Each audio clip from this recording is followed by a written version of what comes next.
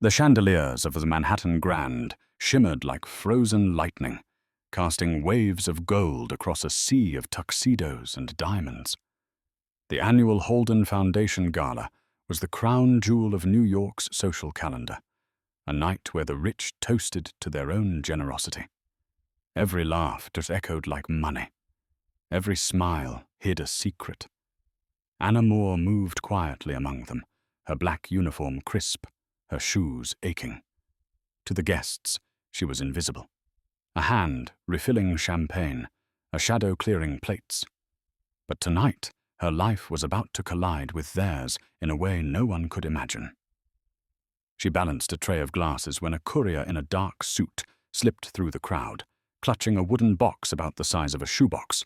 "Delivery for Mr. Richard Holden," he said to the maitre d'. The name made every head turn. At the main table, Richard Holden, the billionaire philanthropist with a jaw like stone and a reputation carved from fear, looked up. The courier placed the box in front of him and vanished before anyone could ask questions. The box was old, carved from oak, its surface scorched slightly at the corners as if it had survived a fire. On the lid, etched into the wood in fine cursive, were 3 letters: E.M. Anna's heart stopped. E.M. Those were her mother's initials. Her vision tunneled. The laughter, the music, the polite clinking of glasses, everything blurred into white noise. Her hands trembled so violently that champagne nearly spilled from the tray. She stepped forward, driven by something primal, something older than reason. "Sir," she whispered. Then louder, "Sir, please, don't open that box." Holden blinked, mildly irritated, as if a fly had landed on his cufflink. "Excuse me." "It's dangerous," Anna stammered. "Please, you can't open it." Guests nearby turned to stare. A few chuckled softly, assuming it was some kind of prank. Holden's ice-blue eyes fixed on her. "Dangerous? It's a wooden box, miss." Anna shook her head, her throat tightening. "It's not what it looks like." Holden leaned back, lips curling in amusement. "You know what this is? You think I need warnings from the staff now?" I think someone's trying to send you a message," she said, her voice trembling. "Those initials, E.M. That's enough." His voice dropped an octave, low and cutting. "Get back to work." But she couldn't move. Something deep inside screamed that once that lid lifted, something terrible would crawl out. Not something supernatural, but something worse. Truth. The crowd had gone silent, the tension like static before a storm. Holden smirked, tapping his glass knife against the lid. "You all hear this?" he said, half laughing. "Our waitress thinks I shouldn't open my mail." A ripple of laughter moved through the tables. Anna felt her cheeks burn, but she didn't back down. "Sir, I'm begging you. Don't." Holden's amusement turned to something darker. Challenge. "Let's see what has you so scared." "Please." But it was too late. His fingers gripped the latch. The click echoed like a gunshot in the grand hall. The lid creaked open. A faint smell, smoke, old paper, and something metallic, spread into the air. Holden's eyes widened. He froze. The color drained from his face. Then came the first scream. A woman at the next table covered her mouth. Another glass shattered somewhere in the back. And in the reflection of the polished lid, Anna saw something she would never forget. A photograph lying inside the box. A photograph of her mother. The entire ballroom erupted in panic. Holden's hand began to shake, his voice breaking into a whisper. What is this?" Anna's warning had come too late. The sirens from that night still rang in Anna Moore's head. Even after the chaos at the Manhattan Grand had ended, she could still hear the screams. The police questioned everyone. Cameras flashed. Someone whispered that the billionaire had collapsed. Someone else swore they saw blood. Anna didn't stay to find out. She ran. Now, 12 hours later, the city felt colder, sharper. Her tiny apartment in Queens was her whole world again, A one-bedroom with peeling wallpaper and the constant hum of a radiator that worked only when it wanted to. Her younger brother, Sam, sat on the couch wrapped in a blanket, coughing into his sleeve. "You got home late," he rasped. His skin was pale, almost translucent, the way it got when the fever came back. "Yeah," Anna murmured, setting her keys down. Her uniform still smelled of champagne and panic. "Work was bad." He gave a weak laugh. "When is it not?" She forced a smile. "Touché." She sat beside him, running a hand through his hair. He leaned into her touch, eyes heavy with exhaustion. The medication bottles on the table between them were nearly empty. The hospital had stopped giving them samples last month. "How bad's the fever?" she asked. "Fine," he said automatically. "Sam?" she warned. He sighed. 102. Maybe 3. She closed her eyes, taking a slow breath. Rent was due. The power bill was late. And now the medicine. She worked 16-hour shifts, and it was never enough. Her gaze drifted to the small framed photo on the counter, a woman with soft brown eyes and a gentle smile. Her mother, Evelyn Moore, missing for 20 years, declared dead. But Anna never believed it. "Hey," Sam said softly, following her gaze. "You dreaming again?" "Yeah," she whispered. "About her." He smiled sadly. "You really think she's out there somewhere?" "I don't know. But last night—" Anna stopped. The memory hit her like a wave. The box, the initials carved into the wood. E.M., her mother's initials. Her mother's. And inside it, that photograph. The same face, the same necklace, the same eyes. She swallowed hard. "Something happened, Sam. Something I don't understand." He frowned. "What do you mean?" "I saw a picture of Mom, at the gala, in front of everyone, inside some kind of box." He blinked. "Wait. What?" "Like her photo." "Yeah, exactly her. And the man. Richard Holden. He looked like he'd seen a ghost." Sam sat up straighter. "Are you sure?" "I'm sure," she said. "It was her, down to the necklace." She touched her own chest instinctively, where the silver locket used to hang. She'd pawned it last month to pay the pharmacy. "Anna," Sam said, his voice low, "if that's true, then why would he have it? Why would he—" "I don't know," she cut him off. "But that man knows something. He's connected to her." The room fell quiet, except for the sound of traffic outside. A bus rumbled past. The radiator hissed. Finally, Sam whispered, "You should stay away from him." Anna gave a tired laugh. "Trust me, I plan to. People like him, they don't even see people like us." But she didn't believe her own words, because deep down she knew this wasn't over. Someone had sent that box on purpose. Someone wanted it opened. A knock at the door startled them both. It was sharp, impatient. "Who is it?" Anna called out. No answer. Sam tensed. The knock came again, harder this time. Anna stood, crossing the tiny room. Her heart raced as she looked through the peephole. A man in a black suit stood there, holding something in his hand. "Miss Moore?" His voice was calm, too calm. "I think we need to talk about what happened last night." Anna's stomach dropped. The man wasn't a cop.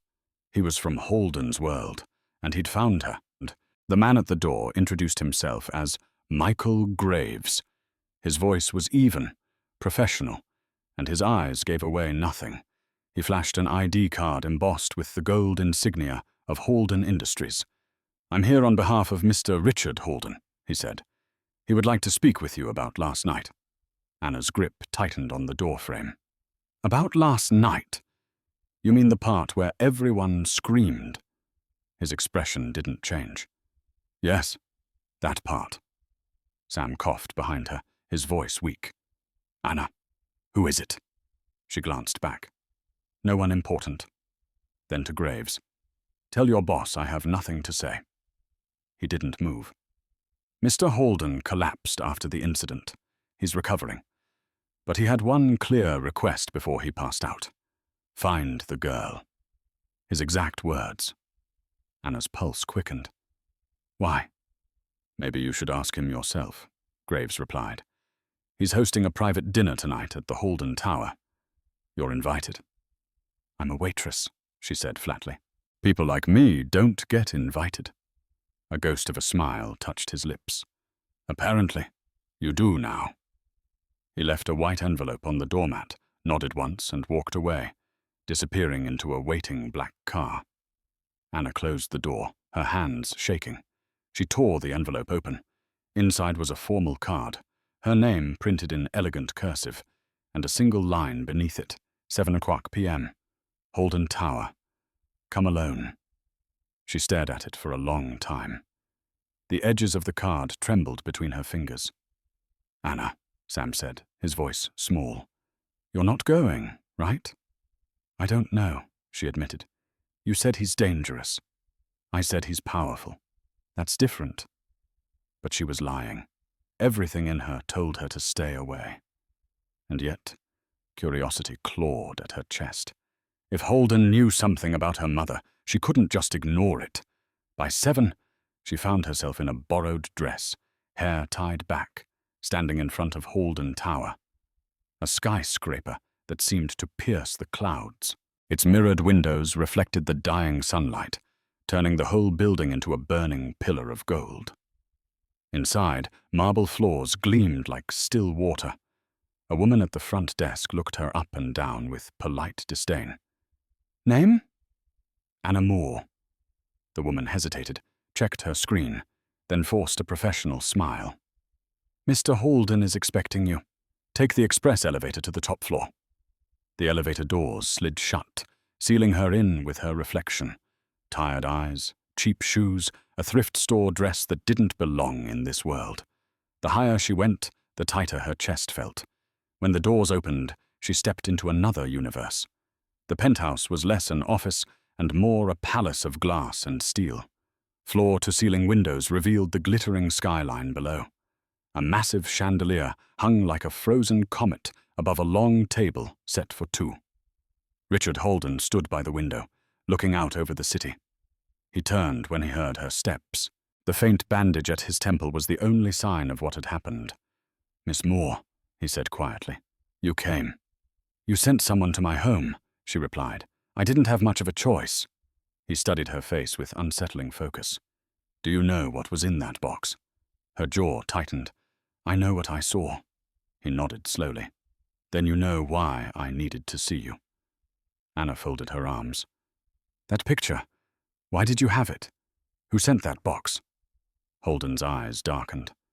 That's what I intend to find out. But first, tell me, where did you get your necklace? She froze. What? The silver one. The one you used to wear, the same one your mother wore. Her stomach dropped. How do you know about that? Holden didn't answer. He just whispered, almost to himself. You really do look like her. Anna's breath caught. For the first time, she realized the billionaire wasn't just curious. He was haunted. Anna didn't move. Her legs felt rooted to the polished marble floor. The air in the penthouse was too still, too clean, like the kind of silence that comes before a storm. Holden motioned toward the table. Please, sit. She hesitated. I'm not staying long. Then we'll be quick. He poured himself a drink, amber liquid catching the city lights. Your mother's name was Evelyn Moore, correct? Her throat tightened. Yeah. How do you know that? He looked at her for a long, heavy moment. Because I once knew her. A very long time ago. Anna blinked. That's impossible. My mum wasn't. She was a secretary at a law office. Before she couldn't say before she disappeared. The word dead still felt like a lie. Holden set the glass down, his voice low and steady. She wasn't just a secretary. Evelyn worked for me. 20 years ago. Her stomach twisted. You're lying. He met her gaze without flinching. I wish I were. The words hit like a slap. Anna pushed back her chair. Oh, this is insane. You think dropping my mom's name will make me, trust you? I don't expect trust, he said. I expect truth. Truth? Her laugh was sharp and bitter. You mean whatever truth rich people buy? He didn't respond. Instead, he reached into his suit pocket and pulled out a thin folder. You've been searching for her, haven't you? Evelyn Moore. Missing since 2005. I had my people look into it. Anna's hands curled into fists. You had no right. Maybe not. But I had reason. He slid the folder across the table. She hesitated, then opened it. Inside were grainy photos, copies of police reports, and a single picture that made her blood run cold. Her mother, younger, standing beside Holden at some formal event. Evelyn was smiling, her hand resting on his arm like they were more than co-workers. Anna's voice trembled. Where did you get this? From my archives, he said. I kept it because she vanished the same week my wife and daughter died. Her eyes shot up. Wait, you're saying... I'm saying nothing yet. His tone sharpened. But that box from the gala? It didn't just appear. Someone wanted it found. Someone wanted you there. Anna's mind spun. You think I'm part of some setup? I think you were used, he said. And if you don't want to end up like your mother, you need to start telling me everything you know. She shoved the folder away. I don't know anything. I was 3 when she disappeared. Holden exhaled slowly, like a man fighting to keep control.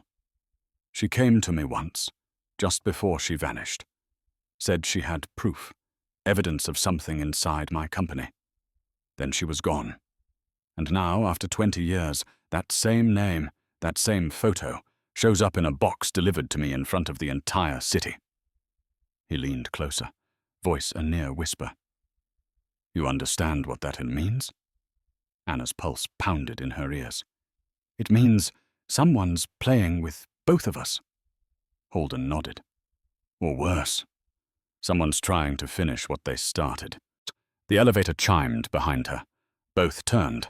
A tall man in a grey suit stepped out, carrying a briefcase. His presence was sharp, predatory. Mr. Holden, he said with a polite smile. I'm afraid you didn't answer your phone. Holden's jaw tightened. This isn't a good time, Victor. I think it is, Victor replied, setting the briefcase down. Especially when your guest here, he glanced at Anna, happens to be the daughter of the woman who destroyed you. Anna froze. What did you just say? Victor opened the briefcase. Inside was another wooden box, smaller, darker, and sealed with red wax. Holden's face drained of color. Victor smiled thinly. Round 2, he said. Do you still want to open it? For a moment, no one spoke. The room was so quiet, Anna could hear the faint hum of the city hundreds of feet below. Richard Holden stared at the smaller wooden box as if it were a live grenade. Victor stood beside it, calm and smug, his fingers resting on the polished lid. What is that?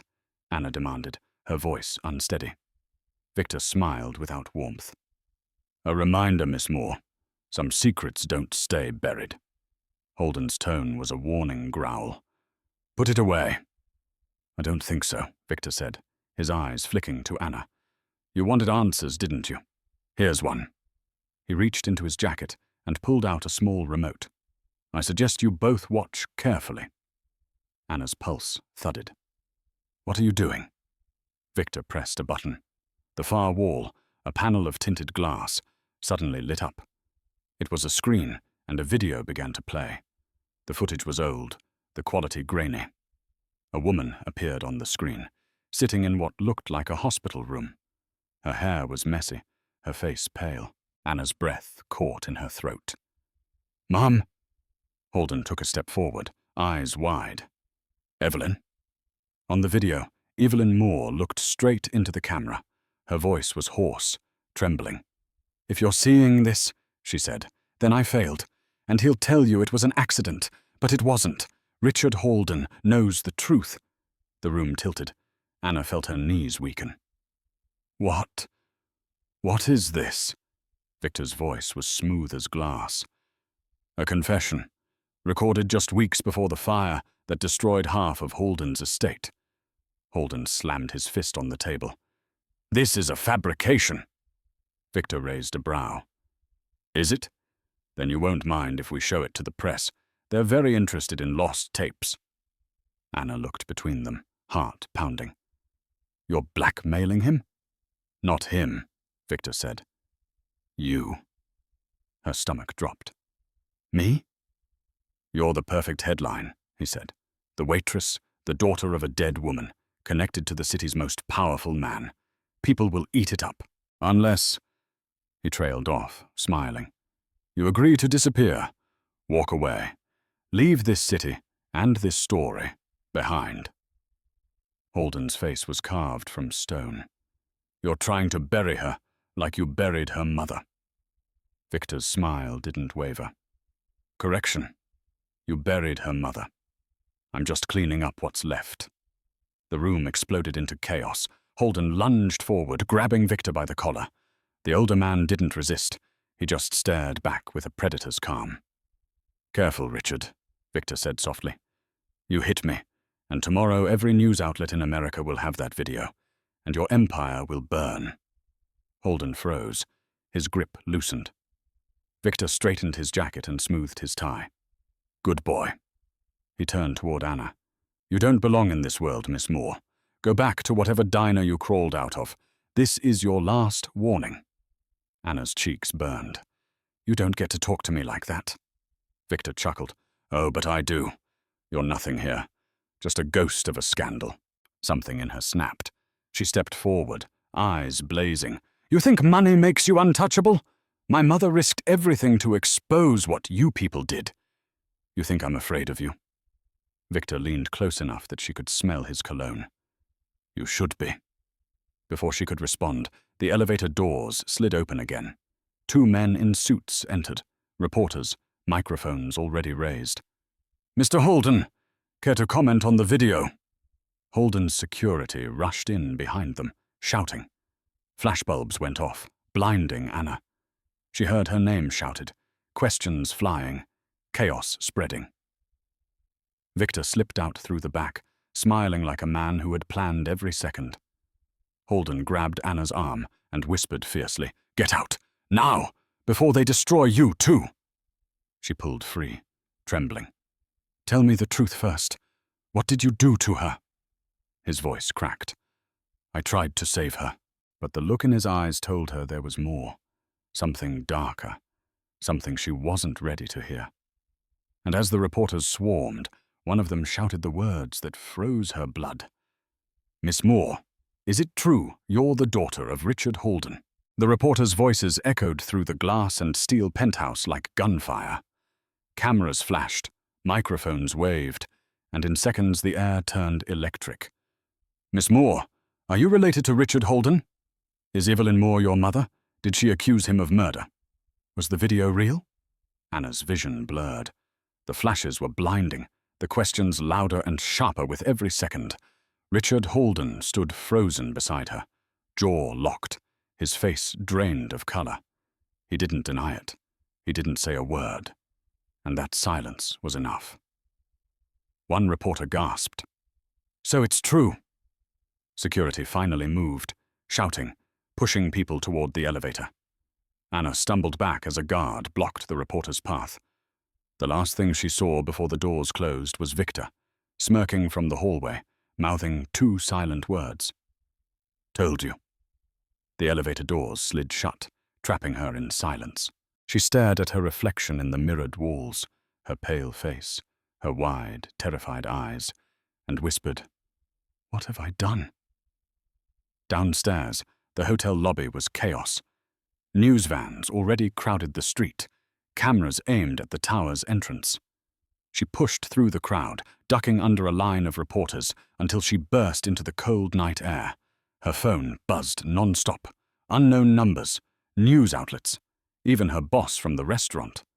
She ignored them all.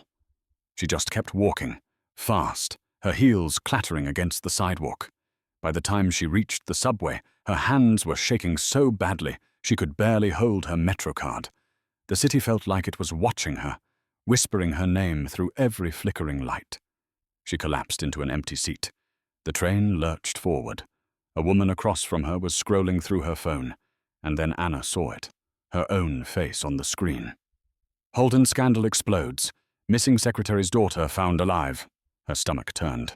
At the next stop, she got off and stepped into the dark, rain-slick streets of Queens.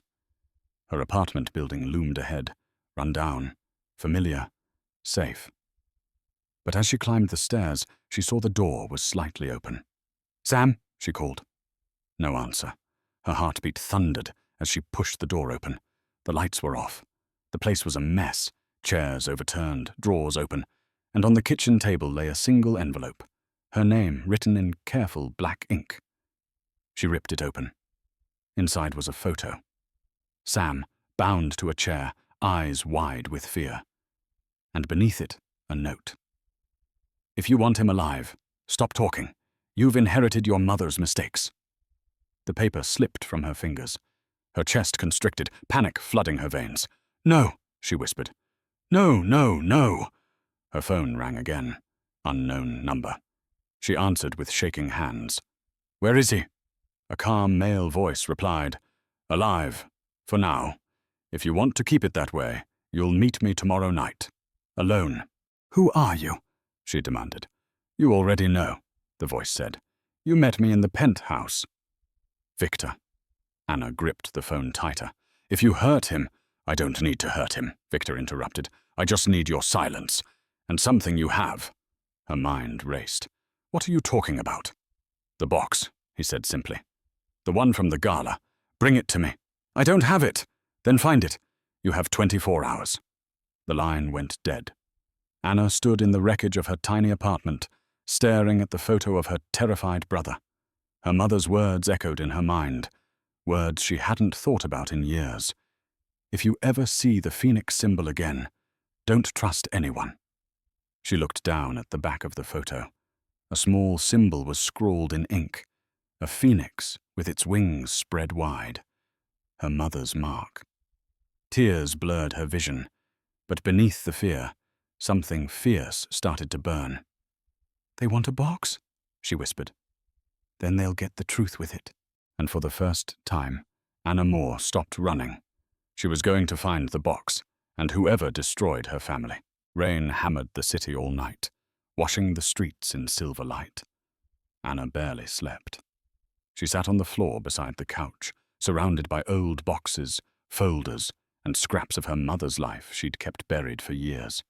Receipts, hospital bills, a faded photo of Evelyn holding baby Anna.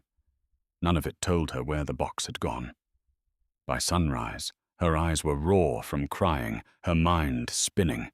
Victor had Sam. The billionaire was silent, and somewhere out there was a wooden box that everyone seemed willing to kill for. Her phone buzzed with a new text, a single line. "Ask the man who lied to you." She didn't need to guess who that meant. By noon, she was back at Holden Tower. The guards tried to stop her, but she shoved the invitation from last night in their faces. "He's expecting me," she lied.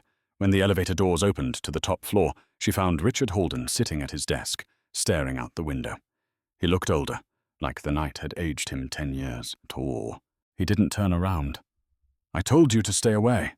"Too bad," she snapped. "You're going to tell me where it is." He finally looked at her, eyes rimmed with exhaustion. "Where what is?" "The box, the one from the gala, the one Victor wants." Holden sighed. "You don't understand, Anna. That box isn't what you think it is." "Then explain it." He rose slowly, crossing the room to a tall glass cabinet. He opened it and pulled out a small black safe. His fingers hesitated before entering the code. The door clicked open, and inside lay the wooden box. Anna's breath caught. "You kept it?" "I didn't trust anyone else with it," he said quietly. "Your mother gave it to me, the night she disappeared." Her voice cracked. "You said she worked for you. Now you're saying she gave you this. Why?" He met her gaze. because she thought I could protect it. But she was wrong. He placed the box on the table between them. Up close, she saw the intricate carving of the phoenix on the lid, the same symbol that had been on the note with Sam's photo. "What's inside?" she asked. Holden's jaw tightened. "Evidence. Files your mother stole from my company. Proof of what Victor and others were doing. Illegal trials, missing money, human testing." Anna felt the air leave her lungs. "You knew about it?" "I tried to stop it," he said. "When I found out, it was too late. The fire, that night, wasn't an accident." Her pulse pounded. "Then you did know what happened to her." His eyes darkened. "I thought she died because of me, because I didn't get there in time." Before she could speak, his intercom buzzed. "Sir, Mr. Graves is here." Holden frowned. "I didn't schedule." The doors burst open. Victor strode in with 2 armed men. "You really should change your security codes, Richard." Anna stumbled back. "Where's my brother?" Victor smirked. "Safe. For now." He pointed to the box. "Hand it over." Holden squared his shoulders. "You'll have to kill me first." Victor shrugged. "That can be arranged." He nodded to one of the guards. The man drew his gun. Anna's heart raced. She lunged forward, grabbing the box off the table. "Stop! You want it? Then let Sam go." Victor chuckled. "You really think you can bargain with me?" "Try me," she said, clutching the box tight. Holden moved, stepping between her and the gun. "She's not part of this. Neither was Evelyn," Victor replied coldly. "And yet here we are." Anna's hands shook as she looked between them. "You're monsters, both of you." Victor tilted his head. "Open it, then. Let's see if you can handle the truth your mother died for." Holden's voice thundered. "Don't you dare!" Anna froze, her fingers on the latch, the gun cocked behind her. She looked at Holden, saw the guilt, the fear, and whispered, "You've been lying to me since the moment we met." He reached for her. "Anna, please!" She flipped the latch. The box creaked open. For half a second, nothing happened. Then the lid fell back with a sharp snap, and a wave of cold air burst out, followed by the sound of a recording clicking to life. Her mother's voice filled the room. "If you're hearing this, it means the truth finally found you." Holden staggered. Victor's smug smile vanished, and Anna realized that whatever was inside that box wasn't just evidence. It was a confession, one that could destroy them all. The recording crackled, distorted at first, like an old cassette tape being pulled from the grave. Then came the unmistakable voice, soft, steady, heartbreakingly familiar. "Richard, if you're hearing this, then you failed." Anna's breath caught. "Mom." Victor's smirk faltered. Holden took an instinctive step toward the table, but Anna held the box close, trembling. The voice continued, clear now, filled with quiet defiance. "You promised you would shut it down. You promised no one else would die for this project. But you lied, Richard. I have the files, and I'll send them to the press if I have to." Holden's face drained of color. "Turn it off," he muttered. "Anna, please." But she couldn't. She couldn't stop listening. Her mother's voice was everything she remembered, and everything she had lost. Warm, brave, and cracking just slightly at the edges. "If anything happens to me, if I disappear, it's because they found me. Tell Anna I love her. Tell her to be brave. Tell her not to trust anyone, not even you." Silence followed, heavy and endless. Anna looked up slowly. "She knew. She knew you'd betray her." Holden's expression twisted. Pain, regret, guilt. "I didn't betray her. I tried to save her. Victor and his investors were the ones funding the tests. I found out too late." Victor gave a low, amused chuckle. "Ah, the noble savior routine. Still playing that card after all these years." Holden turned, fury blazing. "You killed her." Victor didn't flinch. "She made her choice. She stole corporate property and tried to destroy everything we built. Don't make her into some kind of saint." Anna slammed her hand on the table. "Stop it. My mother wasn't some pawn in your business war." She was a person. She had a daughter. Victor's cold smile returned. And now her daughter's standing in her place. Funny how history repeats itself. He raised his hand, signaling his men forward. One of them snatched the box from Anna's grasp. She lunged, shouting, "No!" But Holden caught her arm, pulling her behind him. "Don't!" Holden barked. "You don't know what you're dealing with." Victor opened the box, peering inside. Beneath the small tape recorder was a thick stack of papers sealed in plastic. He flipped through them, whistling softly. "Here it is, the Holy Grail." Anna stared at him. "What's in those?" He glanced up, grinning. "Proof that Holden's miracle charity was built on human experiments. Test results, financial ledgers, witness names. If this ever goes public, his empire burns. Yours too, sweetheart, if they find out you're tied to him." Holden's voice was sharp as a blade. "You'll never get out of here with that." Victor laughed, slipping the papers into his briefcase. "I already have." He motioned toward his men. One grabbed Anna, the other drew his weapon. The sound of the safety clicking off was deafening. Holden stepped forward. "You shoot her, and you'll never leave this building alive." Victor raised an eyebrow. "You really think I came unprepared?" The elevator behind him dinged open. More men in dark suits stepped out, surrounding the room. Holden's security detail, or so Anna thought. But when the first one turned his gun toward Holden, her blood ran cold. "They work for me now," Victor said. "You should have paid them better." Holden clenched his fists. "You'll regret this." "I already don't," Victor replied. He turned to leave. Anna tore free from the guard's grip, shouting, "Where's my brother?" Victor paused.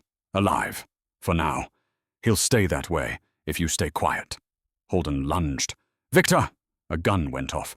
Deafening. Final. Anna screamed. Holden fell to his knees, blood spreading across his shirt. The guards froze, stunned. Victor stepped back, lowering his smoking pistol.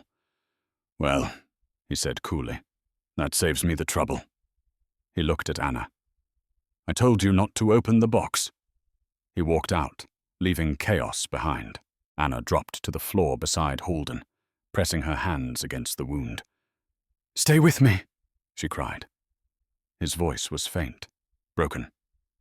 "Find the second box." She leaned closer. "What?" He coughed, blood staining his lips. "Your mother left another one. Find it, before he does." His hand went limp. Anna screamed, her voice echoing through the glass tower, a sound of grief, rage, and the birth of something unstoppable. The sirens screamed long before the police cars arrived. Red and blue lights bled through the glass walls of Holden Tower, painting everything in chaos. Anna sat beside Richard Holden's body, her hands covered in his blood, her ears ringing from the gunshot that still echoed in her skull. Security flooded the floor, shouting orders, but she couldn't hear them. She couldn't move. Holden's last words kept repeating in her head like a curse. "Find the second box." A medic knelt beside her, touching her shoulder. "Ma'am, you need to come with us." She shook him off. "No, he told me something. I have to—" "Ma'am," another officer barked. "This is an active crime scene. You need to leave." But Anna's mind had already left the room. She stood, numb, and stumbled toward the elevator. No one stopped her. No one dared touch the blood-stained waitress who'd just watched a billionaire die. Outside, the street was a madhouse. Reporters crowded the barricades, flashing cameras and shouting questions. "Is Holden dead? Who shot him? Are you the daughter?" Anna pushed through, her voice hoarse. "Get out of my way." A reporter grabbed her arm. "Miss Moore, did you witness the murder?" She spun on him, eyes blazing. "I witnessed monsters." That one line was enough to set off the firestorm. The cameras zoomed in. Within minutes, her face was on every live feed in the city. By the time she reached the subway, her phone had already exploded with messages. News outlets, police, even strangers sending threats and sympathy in equal measure. She ignored them all and rode in silence, watching the neon tunnel lights blur past. The second box, the words burned in her chest. Her mother's voice from the recording echoed with them, layered with Holden's dying plea. If there was another box, it held the rest of the story, maybe even the proof of what Victor had done. She got off 3 stops later, in the industrial part of Brooklyn. The rain had returned, slicking the streets in glassy reflections. Her mother used to work here, in an old research facility that was shut down after the fire. That had to be where it started. She found the building easily, a decaying warehouse with boarded-up windows and a rusted sign that still faintly read, Holden Biotech Division. Anna slipped through a side door. The air inside was thick with dust and the scent of metal. Her footsteps echoed in the cavernous dark. Flashlight in hand, she followed the hallway to a locked office. The nameplate on the door read E. Moore. Her chest tightened. "Mom!" The door was rusted, but she forced it open. Inside, the room was frozen in time. Papers scattered across the floor, broken glass on the desk, a coffee mug still stained with dried brown rings. She moved slowly, searching every drawer, every crack in the walls. Then, behind a loose panel under the desk, she saw it. Another box, smaller than the first, wrapped in layers of cloth, the same phoenix carved into its lid. Her heart pounded. "Oh my God!" She lifted it carefully, wiping the dust away. It was warm, somehow, like it had been waiting. She sat on the floor, the flashlight flickering beside her, and opened the latch. Inside wasn't paper or film. It was a small flash drive, sealed in plastic, and a note in her mother's handwriting. "Anna, if you've found this, it means they finally caught up to you. What's on this drive will end them. But don't trust the media. They'll twist it. Use the channel." Anna frowned. The channel. Her phone buzzed. A new notification. A live stream. Dozens of news networks replaying her face from earlier, looping her quote, "I witnessed monsters." Her blood ran cold. The channel. Her mother didn't mean television. She meant the secure server Evelyn once used to leak company data years ago. A private broadcast line, hidden inside the old system. Anna grabbed the flash drive and ran. Outside, thunder cracked overhead.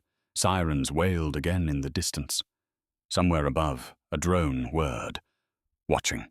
She ducked into an alley, plugging the flash drive into her phone with shaking hands. The files loaded. Videos, medical reports, signed contracts. Every crime Victor had buried. Every experiment. Every life they'd destroyed. Her mother's final message appeared on screen. Text only. "Truth is louder than fear. Finish what I started." Anna took a trembling breath. "Okay, Mom," she whispered. "Let's end this." And with one tap, she hit Broadcast Live, sending her mother's truth to every screen in New York. At exactly 9:42 p.m., every screen in New York flickered. Billboards in Times Square glitched. TV broadcasts froze mid-commercial, and phones across the city buzzed with the same unexpected notification: live transmission, source unknown. Then a video began to play. A shaky image of a woman appeared. Evelyn Moore, filmed years earlier, sitting in a dimly lit room. Her voice was calm, but filled with quiet fire. "My name is Evelyn Moore. I worked for Holden Industries for 8 years. What I discovered there cost me everything." The footage cut to scans of medical reports, ledger pages, and photographs of children in hospital beds, each tagged with the company's logo. Anna watched from an alley, her heart hammering as she streamed the broadcast through her phone. Her mother's words were reaching millions. She could see the viewer count exploding in real time. Evelyn's voice continued, trembling but determined. "They called it Project Phoenix, an experiment meant to extend human life. But it wasn't research, it was exploitation. They tested on people who couldn't fight back, the poor, the sick, the forgotten. And when I tried to expose them, they burned it all." The video cut to photos of the fire, the one that supposedly killed Evelyn. Flames engulfing the research facility, headlines calling it a tragic accident.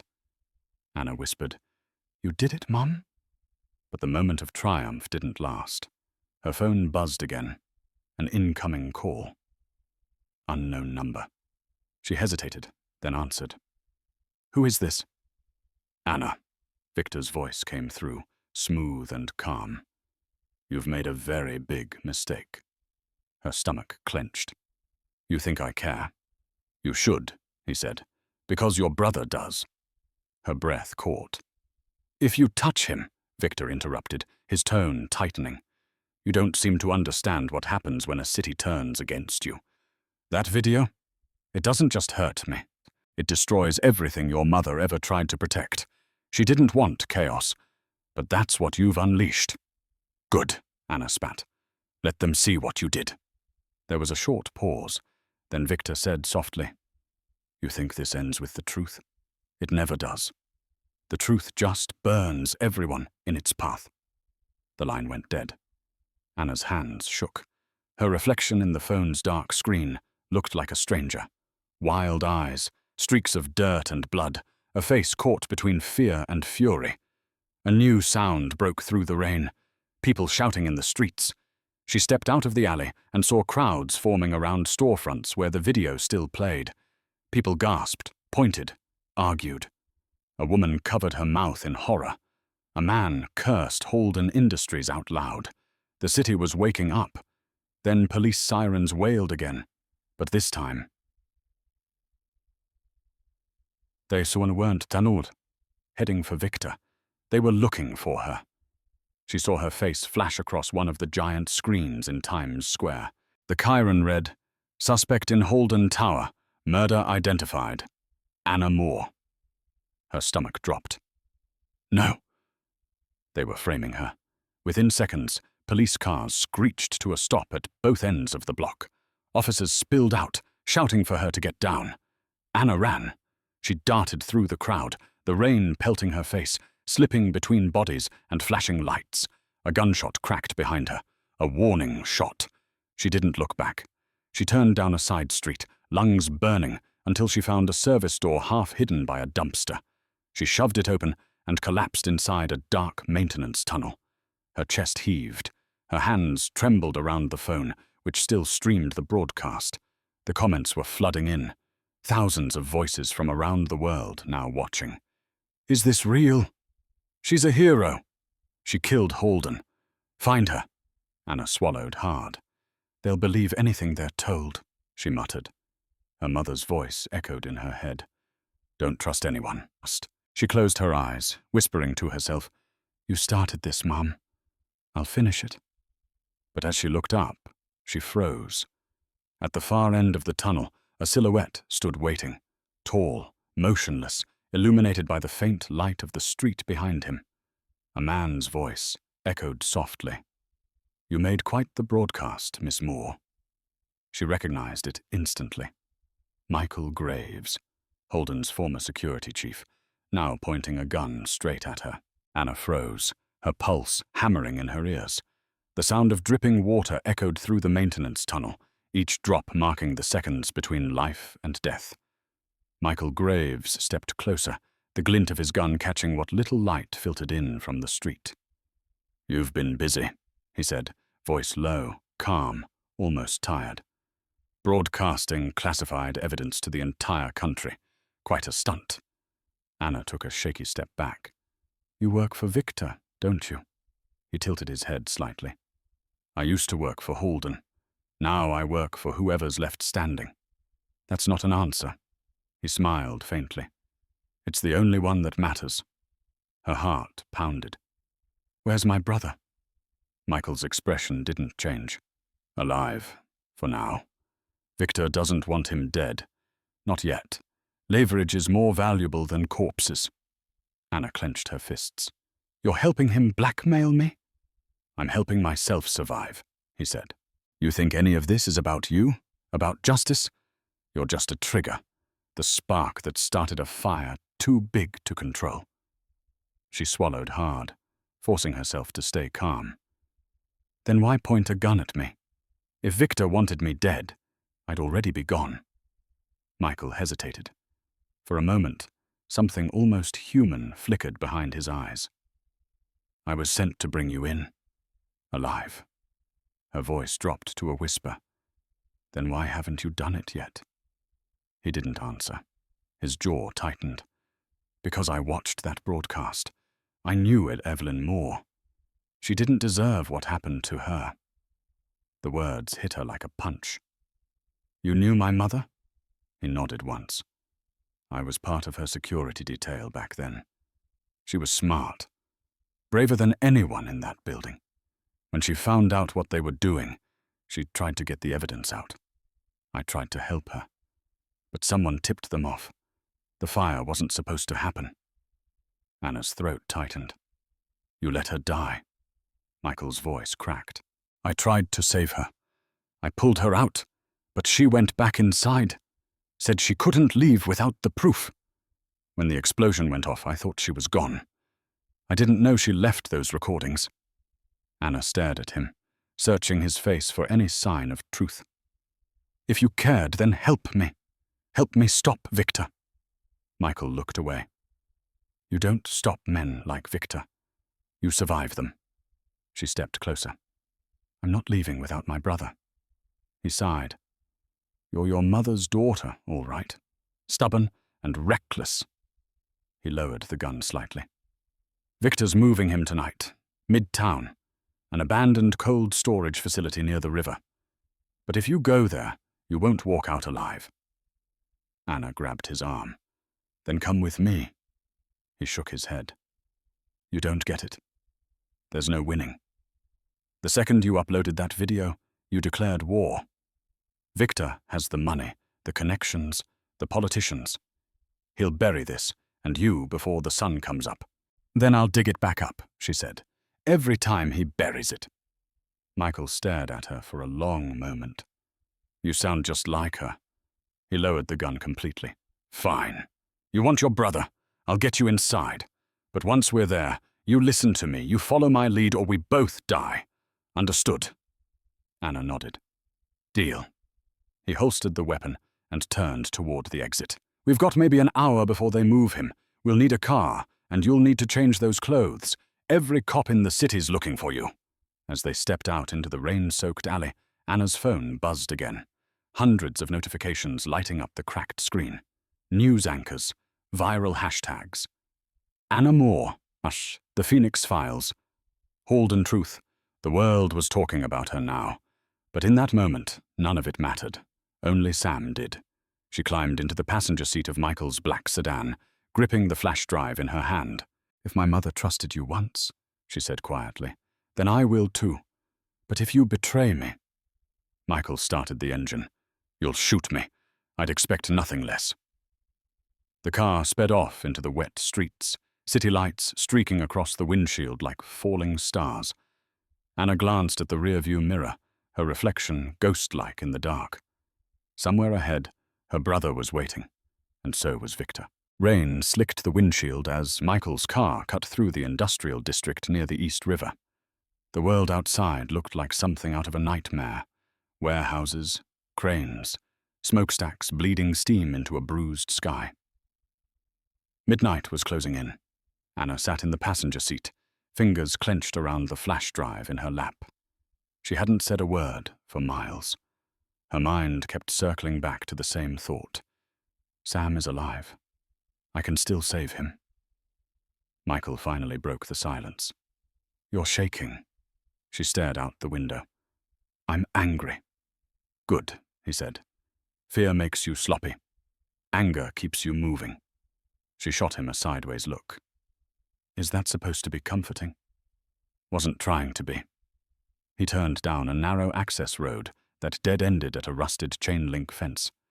Beyond it stood a massive cold storage facility, its windows black, its exterior peeling from years of neglect. A faded sign read, Holden Foods Distribution, closed since 2006. Anna's chest tightened. They're hiding him in there? Michael nodded. Victor's smart. Places like this are off the books. No cameras, no guards on payroll. Just ghosts and locked doors. He cut the engine and opened the glove compartment, pulling out a small handgun. He held it out to her. She blinked. You're giving me that? He shrugged. You might need it. Anna hesitated, then took it, the metal cold and heavy in her hand. "You really think I can use this?" He looked her dead in the eye. "If it's him or your brother, you'll know what to do." They slipped through a gap in the fence and moved toward a side entrance. The air smelled of rust and rot. Inside the warehouse was an endless grid of concrete pillars and metal catwalks. Their footsteps echoed through the vast, freezing space. Michael checked his watch. "They'll move him in 30 minutes. We go through the loading bay, past the storage floor, down to the basement." Anna's voice was barely a whisper. "Why the basement?" "That's where they keep things they don't want found." The words sent a chill through her. As they crept along the corridor, Anna's flashlight flickered over faded graffiti, stacks of empty crates, and something else, scraps of old papers scattered across the floor. She picked one up. It was a medical chart. Her mother's handwriting was scrawled across the top. "Michael," she breathed, holding it up. "She was here." He looked at the page, face grim. "She used this place as a lab after the fire, before she disappeared." Anna's throat tightened. "You mean this is where she died?" Michael didn't answer. He just kept walking. They reached the loading bay, where the sound of engines echoed faintly in the distance. A black van was parked outside, headlights off. Two men in tactical gear stood by the doors, rifles slung over their shoulders. Michael motioned for her to stay low. "That's them. If they're here, Sam's close." Anna peeked around the corner. The van's back doors were slightly open, and inside she saw a figure slumped in a chair, a bag over his head. Her stomach lurched. "Sam!" Michael grabbed her wrist. "Wait, we need a plan." But the second she heard her brother cough, her instincts overrode reason. She broke from cover and sprinted toward the van. "Anna!" Michael hissed. One guard shouted, "Hey!" Gunfire erupted. Sparks flew as bullets ricocheted off metal. Anna dove behind a stack of crates, heart hammering. Michael returned fire, precise and brutal. 2 shots, 2 bodies down. The gunfire ceased, leaving only the echo of ringing shells. Anna scrambled to the van, ripped the door open, and tore the bag off her brother's head. His eyes blinked open, dazed and terrified. "Anna?" She cut the zip ties around his wrists. "I've got you. You're okay." Michael approached, keeping watch. "We need to move.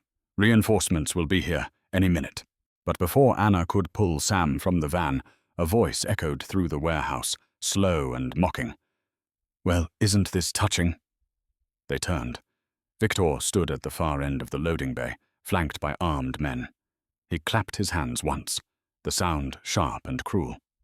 "I have to admit," he said, smiling coldly, "your mother was harder to catch. But you're predictable." Anna raised the gun. "Let him go." Victor's grin widened. "You really think you can stop me, little waitress?" Her hands trembled, but her eyes didn't. And for the first time, Victor saw something that made him hesitate. The look of someone with nothing left to lose. Rain hammered the cracked skylights, turning the old warehouse into a cathedral of echoes. Victor stood at the far end of the loading bay, his tailored suit spotless despite the grime around him. His men fanned out, rifles raised. Anna held her gun in both hands, heart pounding, the weight of it almost unbearable. Sam struggled to his feet beside her, still weak. "Anna, don't, I've got it," she whispered, not taking her eyes off Victor. Michael shifted beside them, gun drawn, jaw clenched. "You brought an army," he said. Victor smirked. "Insurance. You of all people should understand that, Graves. You were good at your job once. Loyal, efficient. What happened? Conscience?" Michael's tone was ice. "You burned that out of me when you killed Evelyn." Victor sighed theatrically. "Always the dramatics. She wasn't some saint. She was a liability, just like her daughter." Anna's blood boiled. "You murdered her to protect your dirty secrets." "Correction," Victor said. "I contained a threat. It's called business. Your mother made it personal." Her voice broke, but her aim didn't. "You think this is business? She died trying to save people you tortured." He smiled faintly. Tortured? No, my dear. Tested. Progress always has casualties. Michael's patience snapped. You call human lives casualties? You're a monster. Victor shrugged. And yet here I stand, alive and wealthy, while your noble billionaire is rotting in a morgue. Tell me, how's your sense of morality paying your bills these days? The words hit like poison. Michael fired. The bullet missed by inches, slamming into a metal beam. Chaos erupted.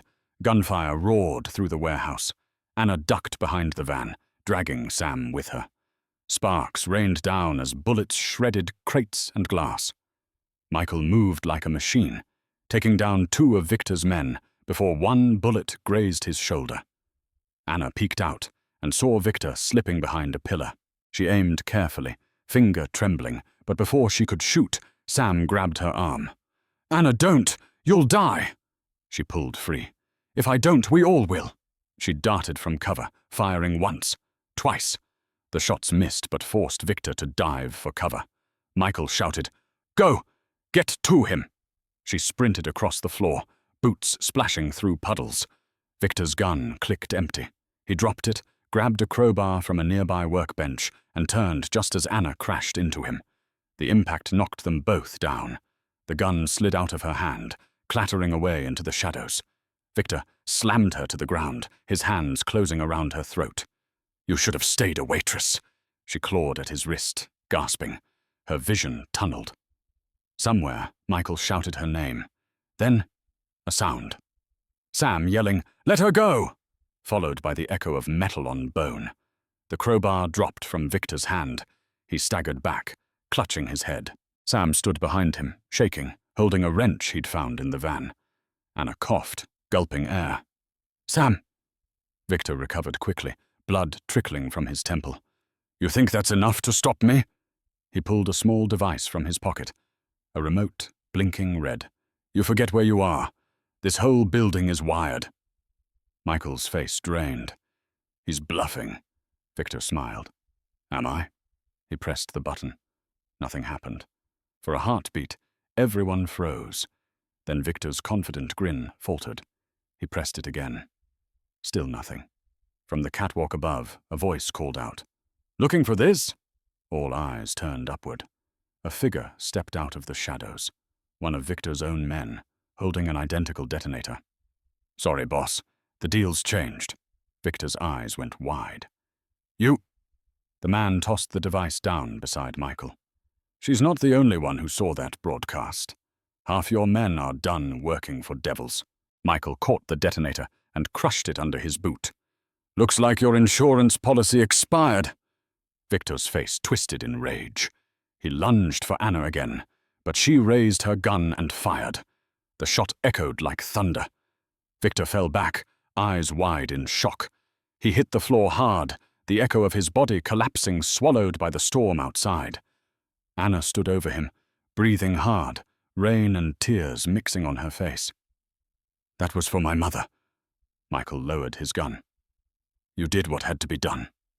Anna looked at the weapon in her trembling hands. "No," she whispered. "I did what she never wanted me to do." And as Victor's blood pooled on the cold concrete, Anna realized that ending him didn't end the nightmare. It only opened the door to what came next. The gunshot still echoed through the steel beams long after Victor hit the floor. The warehouse had gone silent, except for the steady patter of rain leaking through the ceiling.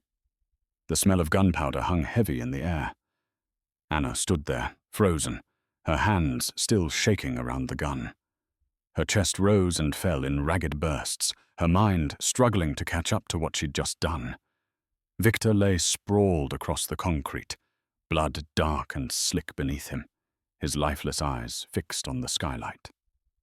Sam's voice broke the silence. "Anna, you killed him." She lowered the gun slowly, her arms trembling. "I didn't have a choice." Michael approached carefully, eyes scanning the shadows for any surviving guards. "We need to move. The second his men realize he's dead, this place will be crawling with cops, or worse."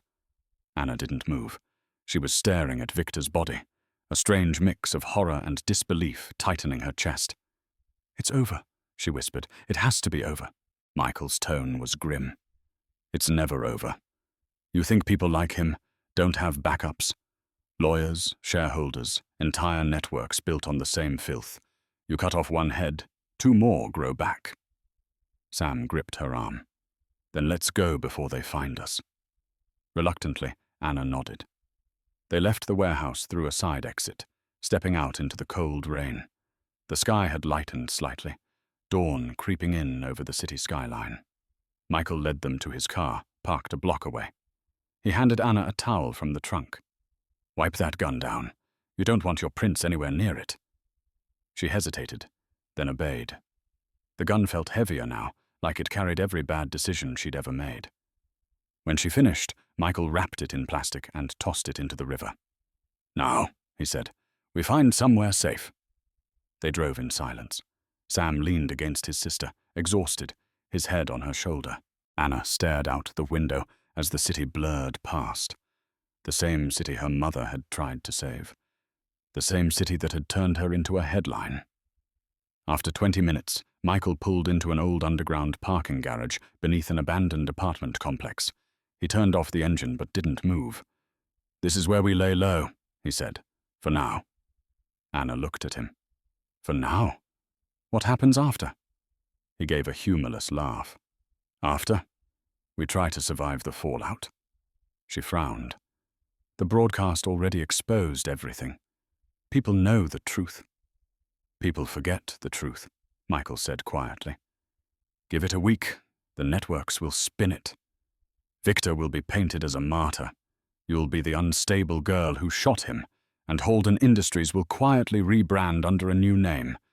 It's how this game works." Anna turned away, anger boiling under her skin. "Then what's the point of any of it? My mum died for nothing?" Michael looked at her, eyes tired but kind. "She died trying to give you a chance to do what she couldn't. Finish it. Don't let that video be the end. Make it the beginning." For the first time, Anna met his gaze fully. "You really believe that?" He nodded. "I have to." Sam stirred beside her, voice soft. "Anna, Mom always said truth doesn't die. It just waits for someone brave enough to dig it up." She smiled faintly, tears stinging her eyes. "Yeah, she did." Michael's phone buzzed. He glanced at the screen, his expression darkening. "They've issued a warrant. You're officially wanted for murder." Anna exhaled sharply. "Perfect." "Don't panic," Michael said. "I have contacts, people who still owe me favors. We can disappear until this cools down." Anna straightened. "No, I'm not hiding." "Anna, I'm done running," she interrupted. "They want to frame me? Fine, but I still have her files. There's more. Everything Mom didn't have time to release." She pulled the flash drive from her pocket. "We use this. We take it higher. Government, press, whoever's not bought off." Michael studied her for a long moment, then nodded slowly. "All right. If you're going to go down loud." Anna smiled for the first time in days, a small, defiant smile. "Loud enough that they can't bury it again." Outside, the first rays of sunrise broke through the clouds, turning the rain into gold. And as the city stirred awake, Anna Moore, once just a nameless waitress, was already planning her next move. The safe house was nothing more than a decaying apartment, 3 stories above a forgotten alley. The air smelled of mildew and rust, but to Anna it was sanctuary, at least for now. Morning light leaked through the blinds, striping the cracked walls with pale gold. Michael spread a map across the table, marking locations with a pen. Sam sat nearby, wrapped in a blanket, still weak but conscious. Anna stood by the window, her phone in hand, scrolling through the chaos she had unleashed. Every headline screamed her name. Anna Moore, hero or murderer? Holden scandal sparks citywide investigation. Billionaire dead, waitress on the run. She turned the screen off, her reflection staring back. "They're tearing me apart already," she muttered. Michael didn't look up. That's how they win. They rewrite the story while you're too busy surviving it. She crossed her arms. Then we write it louder. He glanced up at her, one eyebrow raised. You have a plan? Anna hesitated. My mom mentioned something in one of her letters. The Phoenix files weren't the only copies. She hid backups somewhere. If we can find them, maybe there's enough to bury everyone involved. Michael leaned forward. Where? She didn't say, but she used to keep a safety deposit box at a small bank in Midtown. I remember the name. Franklin Trust. He frowned. That place has been shut down for years. Then it's perfect, Anna said. No one will look there. Michael sighed. Or we walk straight into a trap. Victor had partners. Someone else is in charge now. Then we find out who. Before he could argue, a sudden knock echoed from the apartment door. 3 sharp raps, perfectly spaced. Michael froze. He grabbed his gun, motioning for silence. Anna's pulse spiked. Another knock. Then a voice. Michael Graves. It's Agent Cooper, Federal Bureau of Investigation. We need to talk. Michael's eyes narrowed. They found us. Anna whispered. The FBI?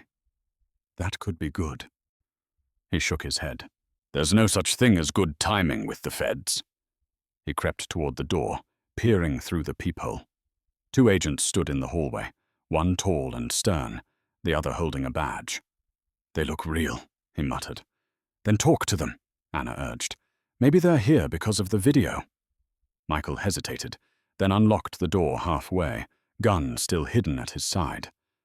Agent Cooper? The taller agent nodded. We need Miss Moore to come with us.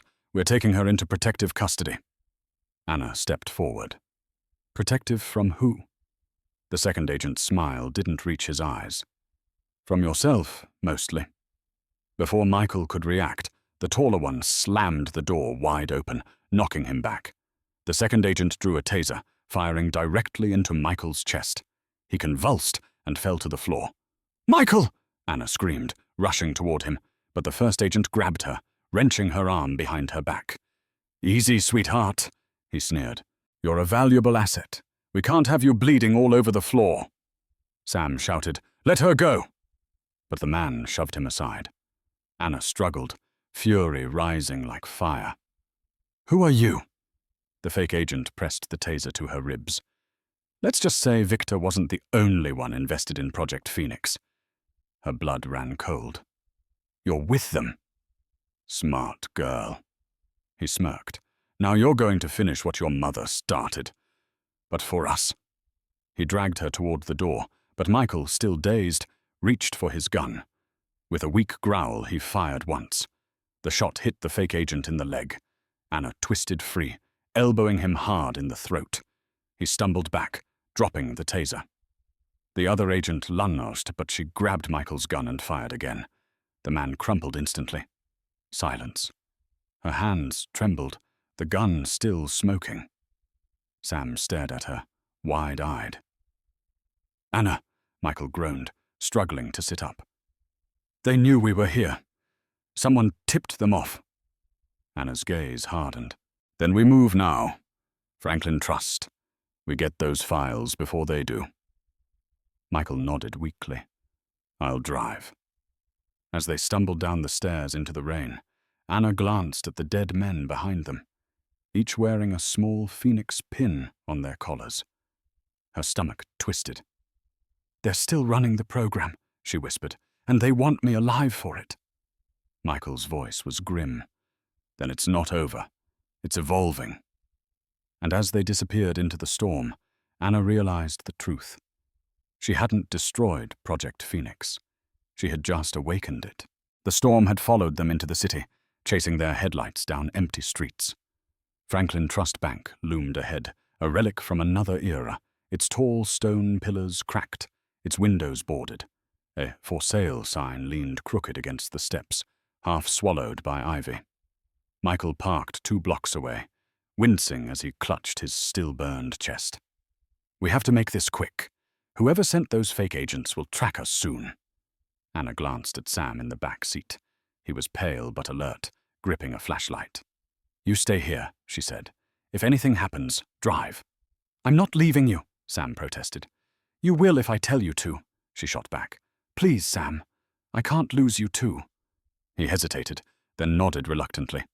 10 minutes. If you're not out by then, I'm coming in." Anna and Michael moved toward the bank's entrance. The glass doors were chained shut, but Michael pulled a small lockpick set from his coat. "Old habits," he muttered. 30 seconds later, the chain fell loose. Inside, the bank smelled like dust and forgotten years. Sunlight from the cracked ceiling spilled in faint beams over marble floors. Cobwebs clung to the teller booths, and the air was thick with silence. Anna's footsteps echoed. "This place feels wrong," she whispered. Michael scanned the room with his flashlight. "Places like this always do. The ghosts aren't the problem, it's the people who built them." They found the vault entrance at the end of a corridor, sealed by a massive steel door. The keypad beside it was dead, but a small panel hung loose, exposing old wires. Michael crouched down, pulling a multi-tool from his pocket. "Can you open it?" she asked. He smiled faintly. "If I can remember how electricity works. Yeah." After a minute of tense silence, sparks flickered and the keypad lit up. Michael typed a few codes, his brow furrowed. She must have used a personal key. Try something she'd remember. Anna stared at the glowing pad. Her mother's birthday? The date she disappeared? Nothing worked. Then she remembered something Evelyn once told her as a child. "The first day I held you was the first day I had purpose." She entered her own birth date. The vault clicked. The heavy door groaned open, releasing a rush of stale air. Inside were rows of safety deposit boxes, most open and empty. Dust floated like snow in the beam of Michael's flashlight. Anna scanned the tags until one caught her eye. Box 219, her mother's favorite number. She knelt, inserting the old key she'd kept hidden for years, a relic from Evelyn's belongings. It fit perfectly. Inside was a small, fireproof case. Anna opened it, revealing a stack of neatly bound papers, a few USB drives, and a faded photo of her mother standing in front of the same vault. On the back, scrawled in ink, were the words, "For Anna, when they come for you, trust no one but the truth." Her hands trembled as she lifted one of the drives. "It's all here. Everything she risked her life for." Michael took one look and swore under his breath. "These files. If what's on them is real, it's not just Victor or Holden. There are senators, corporate boards, foreign labs. Hell, the entire system is infected." Before she could answer, the faint crunch of gravel echoed from outside. Tires, doors slamming. Michael cursed. "They found us." He shoved the papers into a duffel bag. "We go out the back." But the lights in the hallway suddenly flared to life, blindingly bright. A metallic voice boomed through the bank's speakers. "Anna Moore, Michael Graves, step away from the vault." Anna's pulse raced. "That's not possible. The power's dead." Michael grabbed her arm, pulling her behind the door. "They restored it remotely. Move!" Gunfire shattered the front windows. Bullets tore through the marble pillars, sending shards flying. Anna ducked as a bullet grazed the vault door. Through the chaos, a new figure stepped inside. A woman in a sleek black suit, holding a rifle. Her voice was calm, commanding. "Miss Moore," she called, "you have something that doesn't belong to you." Anna's eyes narrowed. "Who the hell are you?" The woman smiled slightly. "The one your mother warned you about." And before Anna could react, the woman raised her weapon and fired. The first shot tore through the air, hitting the vault door inches from Anna's face. Sparks exploded. She fell backward, heart pounding, the sound of gunfire ricocheting through the marble corridor. Michael fired back, his gun flashing in short bursts.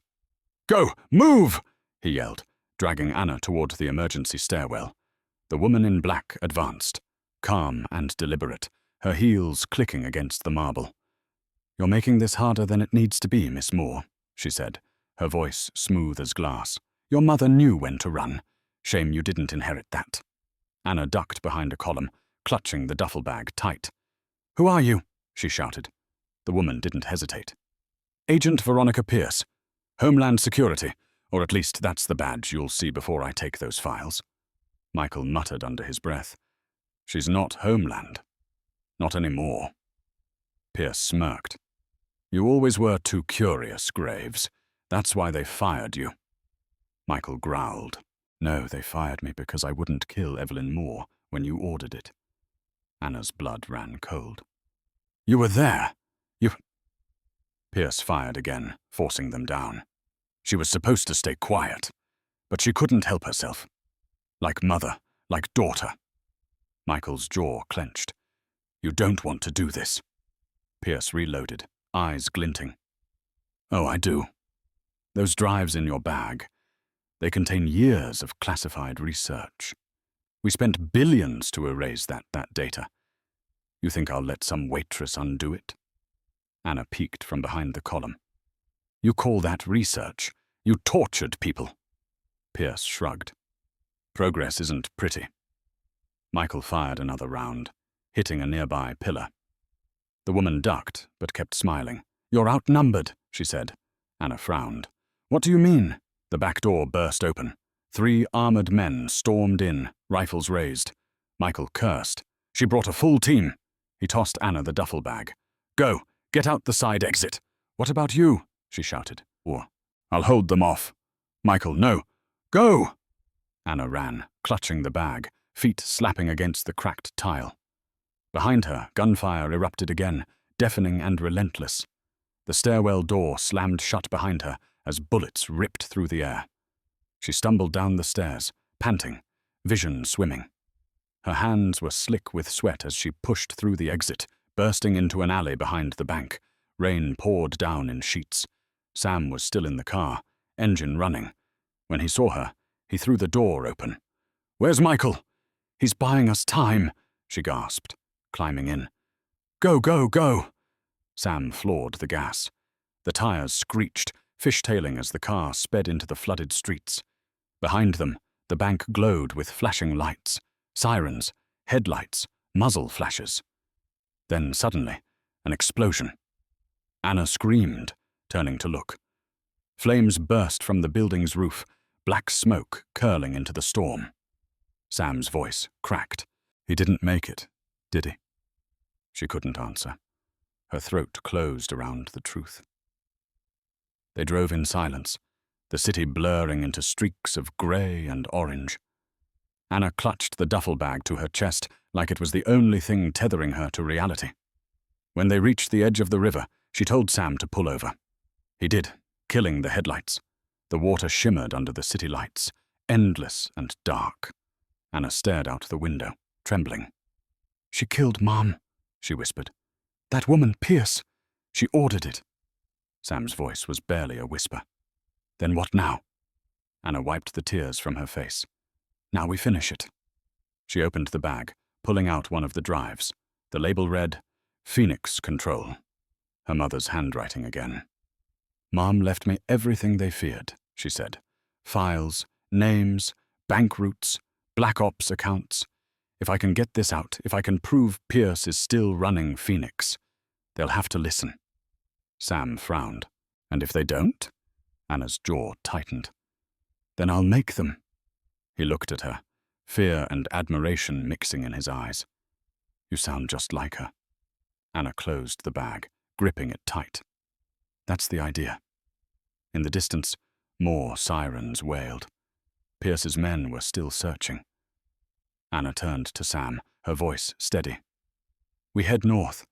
There's one person left who can help us, someone my mother trusted. Sam blinked. Who?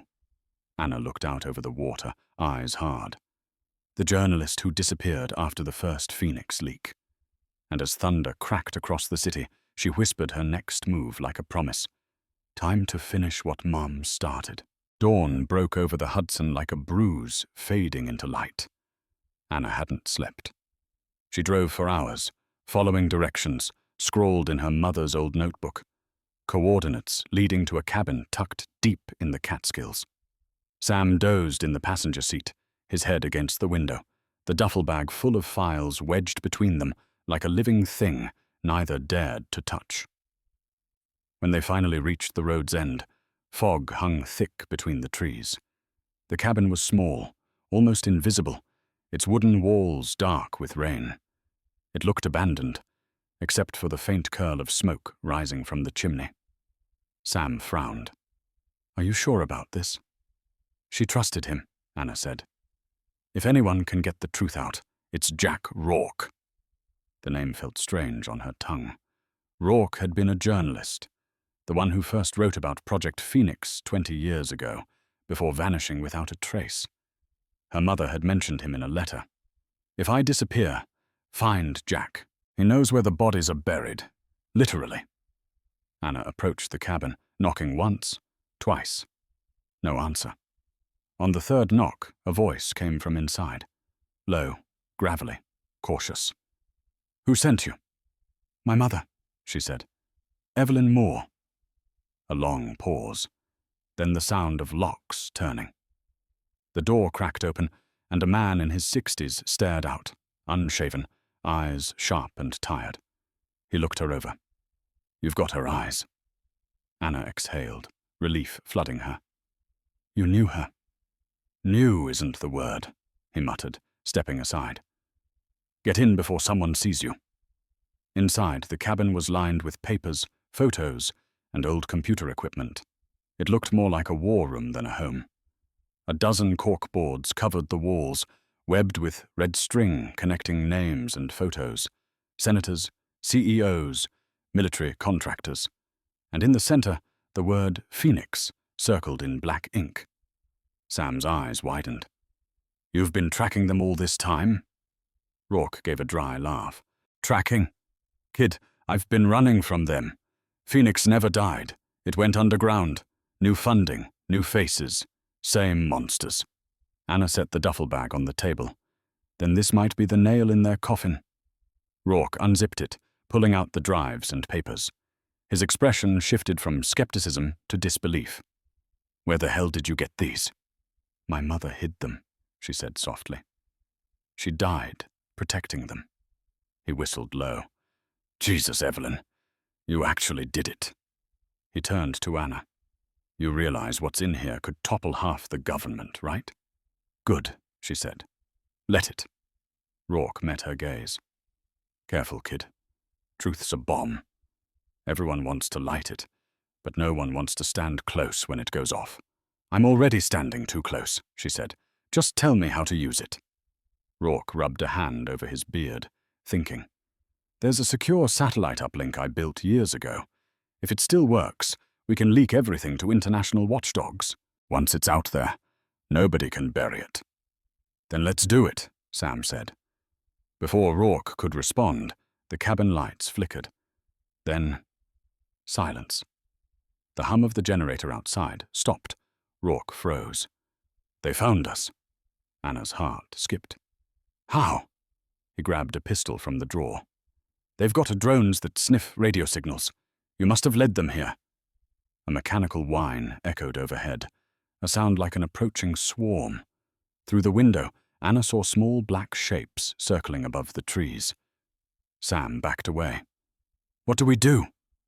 Rourke moved to a hidden trap door behind the stove. "There's a tunnel under the floor. It leads to the river. Go." "What about you?" Anna asked. "I'll cover you," he said. "And if I don't make it, make sure this—" He held up one of the drives. "Gets to someone who can finish the job." The windows shattered before she could argue. Metal drones zipped inside, red lights flashing. Bullets tore through the cabin. Rourke fired back, shouting, "Move!" Anna dragged Sam through the trapdoor, slamming it behind them. The tunnel smelled of dirt and smoke. She could hear gunfire fading behind them, then one final explosion. When they reached the riverbank, she looked back. The cabin was gone. Just a pillar of fire rising through the fog. Sam grabbed her hand. "Anna, he's gone." Tears mixed with rain on her face. "Then we make it mean something." She looked down at the single drive clutched in her palm, the last piece of her mother's legacy, and as the flames reflected in her eyes, Anna swore she would not run anymore. This time, the world would burn for the truth. The river carried them downstream for miles, their small stolen boat cutting through mist and silence.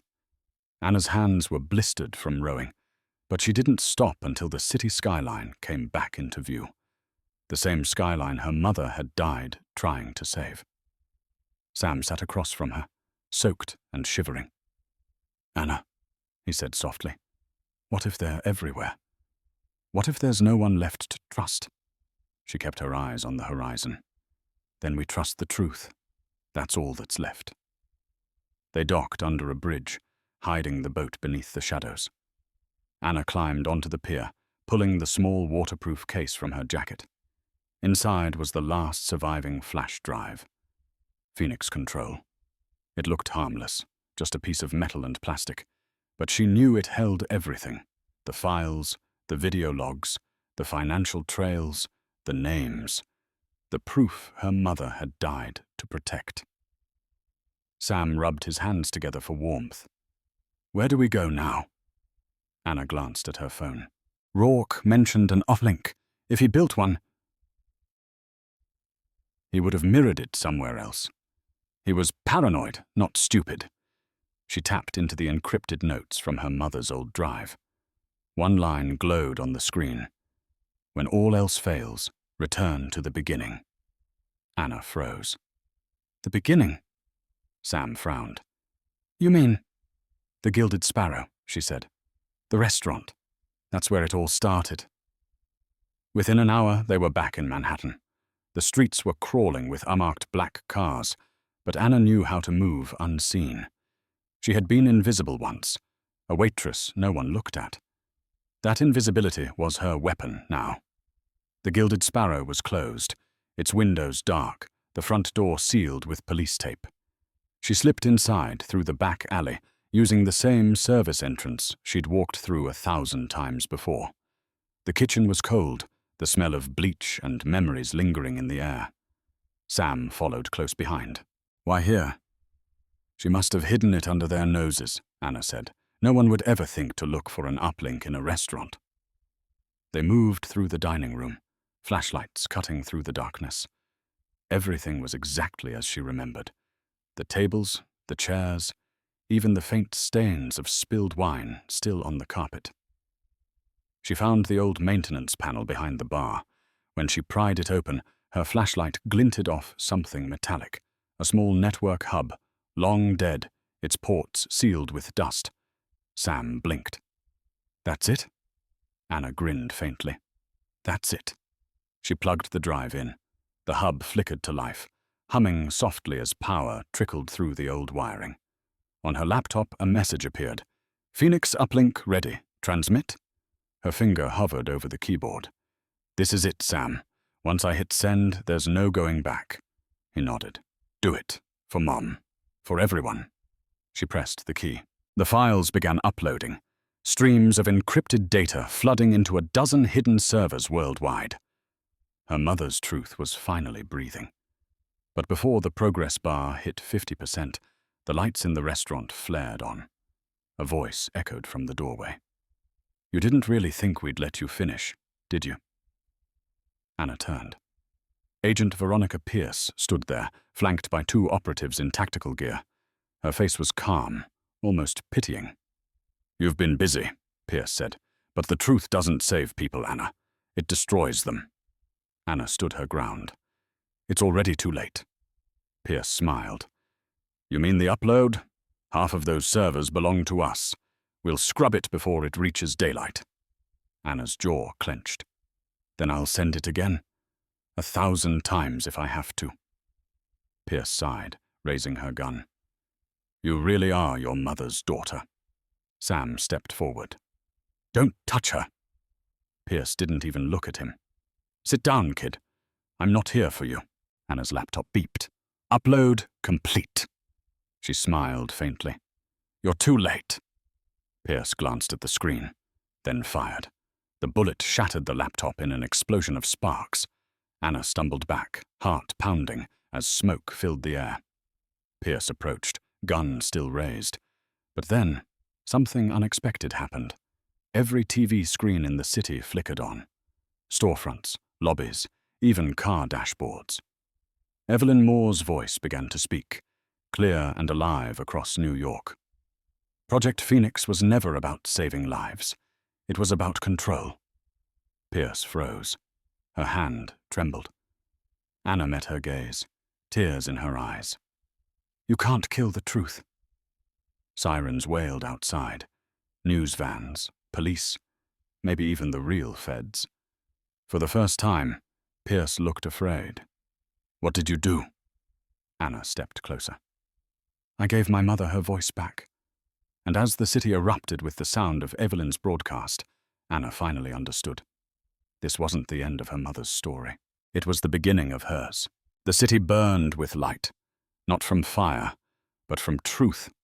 Screens glowed in every corner of New York, replaying Evelyn Moore's face, her calm, steady words lighting through decades of silence. They called it Project Phoenix because it was built on ashes, the ashes of the innocent. If you are hearing this, remember, silence is how evil survives. Outside the Gilded Sparrow, crowds gathered, shouting, crying, filming. Police sirens wailed. Reporters screamed questions into cameras. The world was finally listening. Inside the restaurant, the air crackled with tension. Smoke still curled from the shattered laptop. Veronica Pierce stood motionless, gun trembling in her hand. Her composure cracked for the first time. Anna faced her, chest heaving, a single tear cutting through the grime on her face. "You tried to bury her," she said softly, "but you forgot what rises from ashes." Pierce's jaw tightened. "You think this changes anything? They'll replace me tomorrow. The system doesn't fall because of one broadcast." "Maybe not," Anna said, "but it'll never sleep again." Before Pierce could reply, the front doors burst open. Dozens of armed officers flooded in, red and blue lights strobing across the shattered floor. "FBI, drop the weapon!" Pierce's eyes darted around. Her men were gone. The world she commanded just hours ago was collapsing around her. Anna raised her hand slowly, stepping aside. "She's the one you want," she said. Pierce turned, panic flashing across her face. "Don't listen to her. She's a criminal, a murderer." But the lead agent cut her off. "Veronica Pierce, you're under arrest for obstruction of justice, conspiracy, and treason." Pierce's face drained of color. "You don't understand." They didn't let her finish. The agents swarmed her, forcing her to the ground. The gun clattered away. Anna sank against the bar, shaking, the weight of everything finally crashing down on her shoulders. Sam ran to her, wrapping his arms around her. "It's over," he whispered. She closed her eyes, resting her forehead against his. "Yeah," she breathed. "It's over." But even as the words left her mouth, she knew it wasn't the whole truth. The world outside was still broken, still dangerous. But for the first time, it was watching. Hours later, the restaurant had become a crime scene. Reporters lined the streets.